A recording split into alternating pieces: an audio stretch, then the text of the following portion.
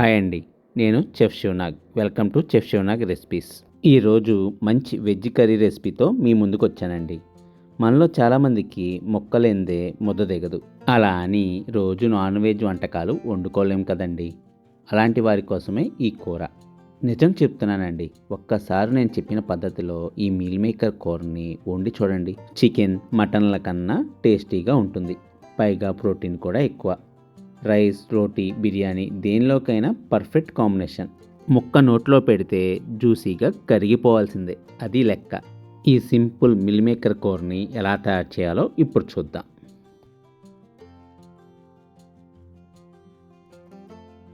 ముందుగా ఈ కూర కోసం స్టవ్ ఆన్ చేసి ఒక ప్యాన్ తీసుకుని ఇందులో సరిపడినంత ఆయిల్ని వేసుకోవాలి.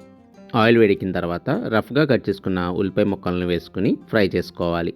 మీడియం ఫ్లేమ్పై ఉల్లిపాయ ముక్కల్ని కలుపుతూ ఫ్రై చేసుకోవాలి.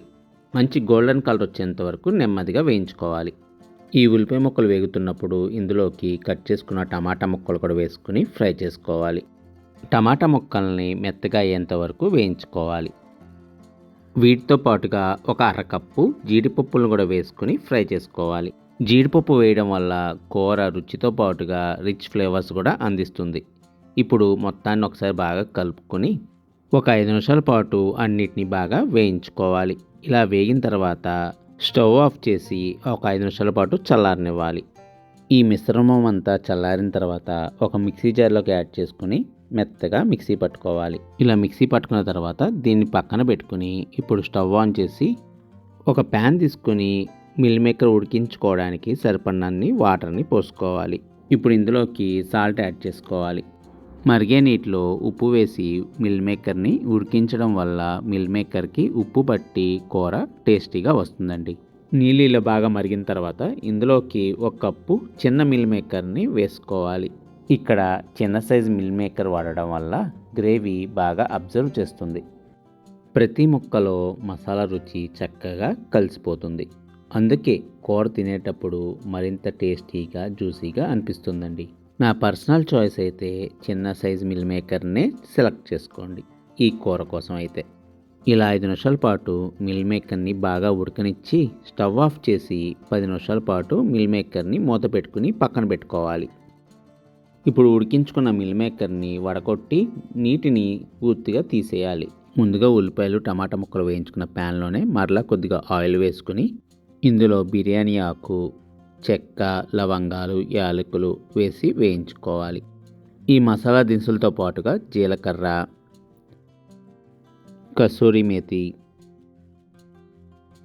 సన్నగా బారుగా చీల్చుకున్న పచ్చిమిరపకాయ ముక్కలు కూడా వేసుకుని ఫ్రై చేసుకోవాలి. నేను తయారు చేస్తున్న విధానం మీకు ఈ రెసిపీ నచ్చినట్టయితే ఈ వీడియోకి లైక్, హైప్ ఇవ్వండి. దీనివల్ల ఈ వీడియో మరికొంచెం మందికి రీచ్ అవుతుందండి. ఇవన్నీ వేగిన తర్వాత మనం ముందుగా మిక్సీ పట్టుకున్న పేస్ట్ని ఇందులోకి యాడ్ చేసుకోవాలి. ఇప్పుడు మొత్తాన్ని బాగా కలుపుకొని ఈ మసాలా అంతా బాగా ఉడికేటప్పుడు ఇందులోకి 2 టీ స్పూన్ల అల్లం వెల్లుల్లి పేస్ట్ని వేసుకుని పచ్చివాసన పోయేంత వరకు కుక్ చేసుకోవాలి. ఇప్పుడు ఇందులోకి కొద్దిగా పసుపు, రుచికి సరిపడినంత ఉప్పు, కారం, ఈ కూరకి కొద్దిగా కారం ఎక్కువ వేసుకోండి, టేస్ట్ బాగుంటుంది. అలాగే గరం మసాలాను కూడా వేసుకొని కూర మొత్తాన్ని ఒకసారి కలుపుకోవాలి.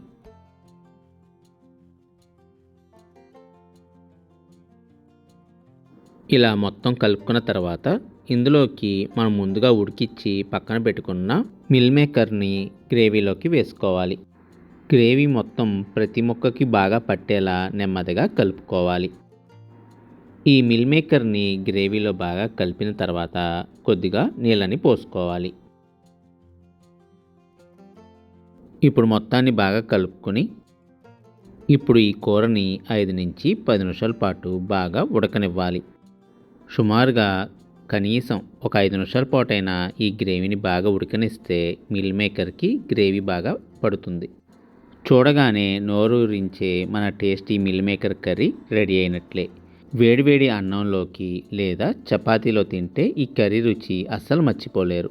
ఇప్పుడు చపాతీని కూడా తయారు చేసుకుని ఈ కర్రీని ఒక బౌల్లోకి సర్వ్ చేసుకుందాం.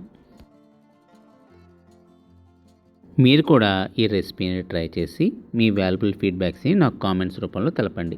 అలాగే ఈ వీడియో నచ్చినట్టయితే లైక్, షేర్ మరియు సబ్స్క్రైబ్ కూడా చేసుకోండి.